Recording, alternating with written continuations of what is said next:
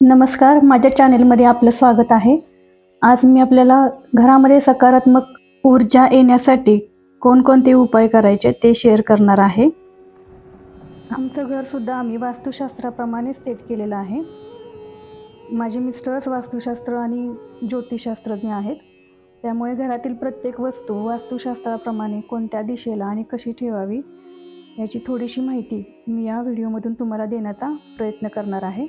बऱ्याचदा असं होतं की घरामध्ये पैसा किंवा भौतिक सुखसुविधा असतानाही घरामध्ये शांतता किंवा प्रसन्नता नसते। घर स्वच्छ राहिलं की आपलं मनही प्रसन्न राहतं आणि घरामध्ये सकारात्मकता येते। तर त्यासाठी जमेल तेव्हा महिन्यातून एकदा तरी घरातील जाळी जळमटे काढावीत, त्यामुळे घरात सकारात्मक ऊर्जा टिकून राहते आणि शांतता, आनंदी वातावरण निर्माण होते। घरामध्ये शांतता आणि प्रसन्नता असणं तितकंच महत्त्वाचं आहे, कारण त्यामुळेच घरामध्ये लक्ष्मी टिकून राहते।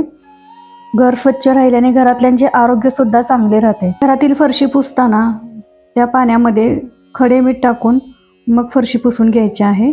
आठवड्यातून एकदा हा उपाय करायचा आहे। खडे मीठ हे सकारात्मक ऊर्जेचं प्रतीक आहे। एका रूममधली फरशी पुसली की त्याच पाण्यात निगेटिव्हिटी निघून जाते, त्यामुळे तेच पाणी परत दुसऱ्या रूममध्ये वापरायचं नाही, त्यासाठी थोडंसं दुसरं पाणी घ्यायचं। झाडू मारताना सुद्धा याच पद्धतीनं झाडू मारायचा असतो। आतून बाहेर कचरा न्यायचा।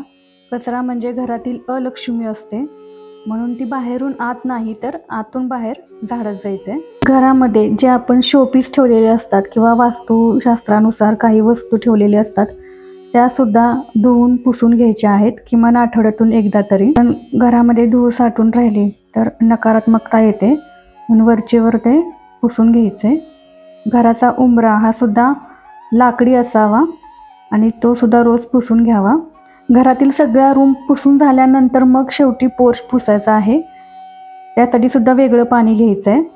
कासव हे विष्णू देवतेचं प्रतीक आहे आणि ते उत्तरेला ठेवायचं असतं, म्हणून ते पाण्यामध्ये असं उत्तरेला ठेवलेलं आहे मी।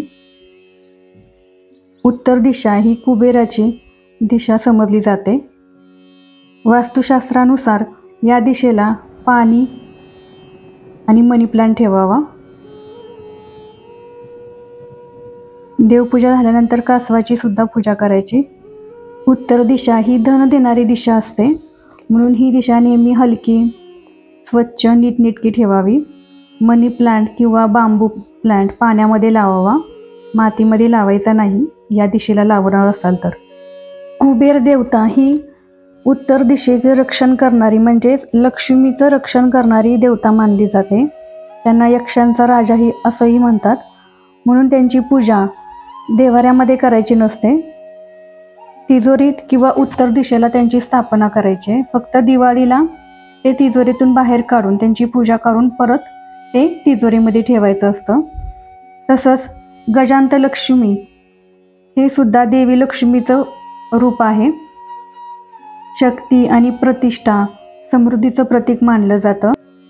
ते सुद्धा रोज धुवून किंवा पुसून घ्यायचे आहेत, कारण सुखसमृद्धीसाठी आपण त्यांची स्थापना केलेली असते आणि त्याच्यावरती धूळ पडलेली असेल तर मग त्याचा काही उपयोग होणार नाही। देवघर हे ईशान्य कोपऱ्यात असावं। ईशान्य कोपरा हा हलका असावा, कारण वास्तुपुरुषाचं डोकं हे ईशान्येला असतं, त्यामुळे देवारा सुद्धा शक्यतो सागवानी लाकडी असावा। तो सुद्धा आठवड्यातून एकदा धूळ बसलेली असेल तेव्हा पुसून घ्यायचे, जाळ्या जळमटं काढून। देवघर साधं असेल तर व्यवस्थित पुसता येतं, जास्त डिझाईन असेल तर त्यामध्ये धूळ बसते आणि ते पुसलं जात नाही, त्यामुळे मी असं साधं सोपं देवघर करून घेतलेलं आहे, पटकन पुसून होतं। आमचा हॉल असा उत्तर दिशेला असल्यामुळे पडद्यांचे कलर आम्ही निळ्या कलरचा घेतलेला आहे। निळा किंवा व्हाईट कलर उत्तर दिशेला चालतो। सूर्यप्रतिमा ही पूर्व दिशेला असावी, त्यामुळे घरात सुसंवाद आणि चांगले आरोग्य राहते। काही जण सूर्यप्रतिमा दरवाजावरती लावतात, पण तुमचं मुख्य प्रवेशद्वार जर पूर्वेला नसेल तर तिथे लावायचं नाही। पूर्व भिंतीवरती आपल्याला सूर्यप्रतिमा लावायचे, कारण सूर्य हा पूर्वेला उगवतो। सूर्य हा नवीन सुरुवात किंवा नवीन ऊर्जा यांचं प्रतीक मानलं जातं. तर आमचा हॉल उत्तर दिशेला असल्यामुळे वास्तूप्रमाणे आम्ही कलरसुद्धा उत्तर दिशेचे जे निळा किंवा पांढरा कलर असतो तो वापरलेला आहे. किचनमधल्या डब्यांवरती सुद्धा धूळ जमा झालेली असते. आठवड्यातून एकदा फक्त ते वरून पुसून घेतले तरी चालतील. शक्यतो कोणत्याही कानाकोपऱ्यात जिथं आपला हात जातो तिथे धूळ असू नये, कारण जिथे स्वच्छता असते तिथेच लक्ष्मीचा वास असतो. आजकाल घरकाम आणि नोकरी करणाऱ्या लेडीजना हे शक्य होत नाही, त्यामुळे किमान महिन्यातून एक दिवस तरी वेळ काढून आपण ही घरातली स्वच्छता केली पाहिजे. नैऋत्य दिशा ही पृथ्वी तत्वाची असल्यामुळे त्या दिशेला येलो कलर वापरायचा असतो आणि त्यामध्ये आम्ही असा हा पॉट ठेवलेला आहे. पृथ्वी तत्व म्हणजे माती, त्या पॉटमध्ये माती भरून ठेवलेली आहे आणि भिंतीला कलरसुद्धा पिवळाच दिलेला आहे.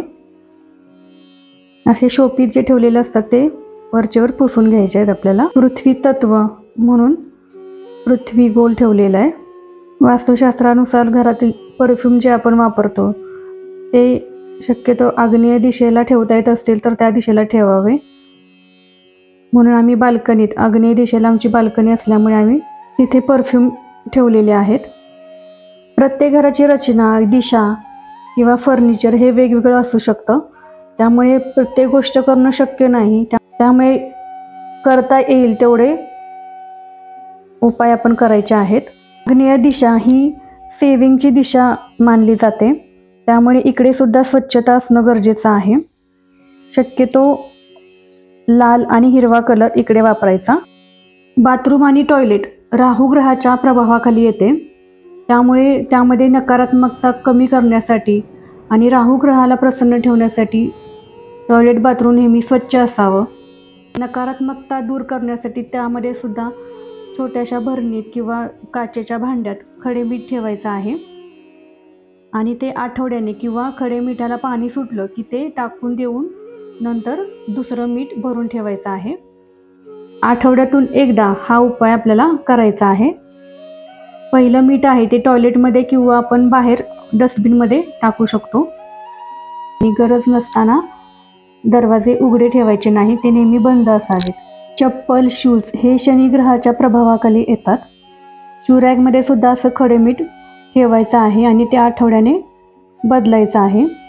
घरातील स्वच्छता करण्यासाठी शक्यतो शनिवार निवडावा. जाळी जळमटे गुरुवारी काढू नये, ते शनिवारी काढावेत. जर आपण नोकरी करत असाल तर रविवारी स्वच्छता केली तरी चालेल, पण जाळी जळमटे करताना शक्यतो शनिवारी काढण्याचा प्रयत्न करावा.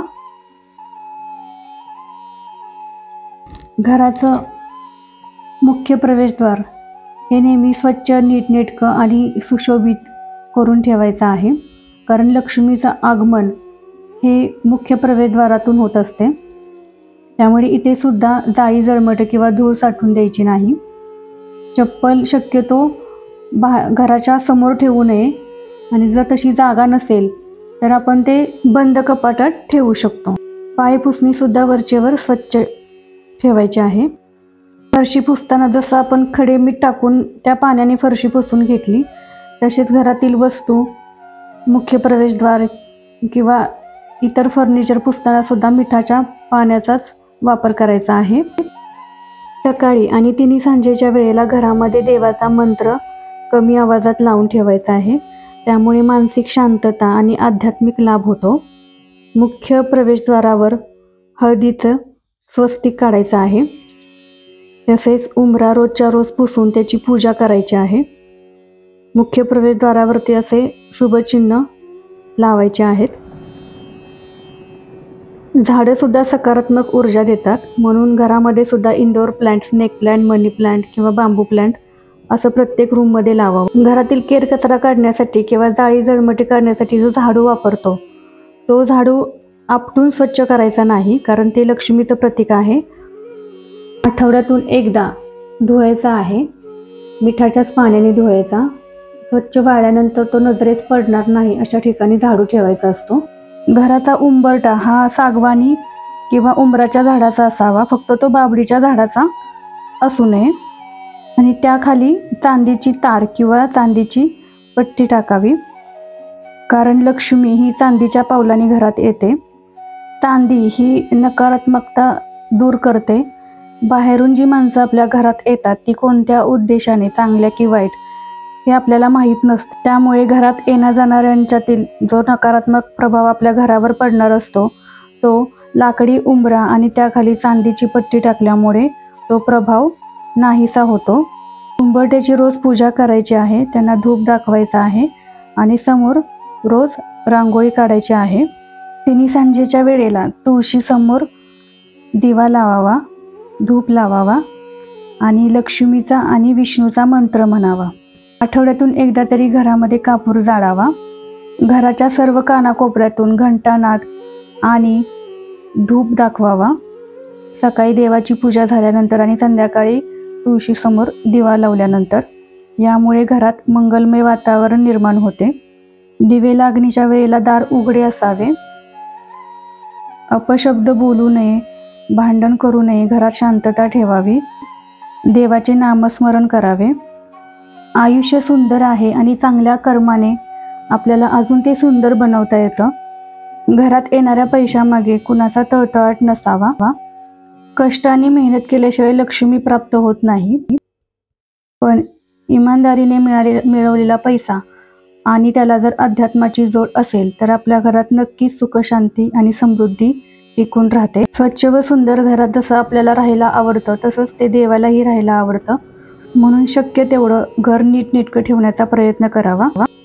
घर छोटं असो किंवा मोठं, घरात ज्या काही वस्तू असतात त्या स्वच्छ आणि व्यवस्थितरित्या ठेवलेल्या असाव्यात.